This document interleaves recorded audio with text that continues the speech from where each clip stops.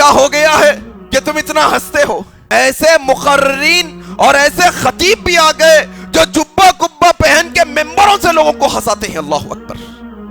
اسلامی بیانوں میں لوگوں کو چچورے بنے کے بیانات، اعوذ باللہ، ہنسانے کے واسطے. ہنسنا پبلک، ان کو واہی ملنا ہنسنے سے. اللہ اکبر.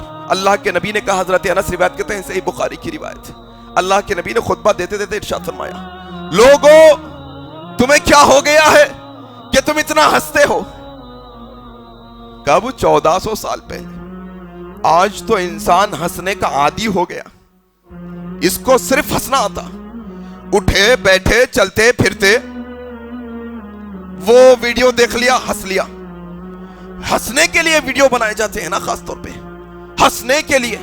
اور ہنسنا تو ہنسنا ایسا کہ ٹھیک ہے دنیا کے نام پہ ہنسنے والے بہت ایسے مقررین اور ایسے خطیب بھی آ گئے جو جبہ کبہ پہن کے ممبروں سے لوگوں کو ہنساتے ہیں. اللہ اکبر. اسلامی بیانوں میں لوگوں کو چچورے بنے کے بیانات، اعوذ باللہ، ہنسانے کے واسطے. ہنسنا پبلک، ان کو واہی ملنا ہنسنے سے. اللہ اکبر. صحیح بخاری کی روایت ہے، حضرت انس روایت کرتے ہیں، اللہ کے نبی نے خطبہ دیتے ہوئے ارشاد فرمایا، لوگو تم ہنسو کم، رو زیادہ.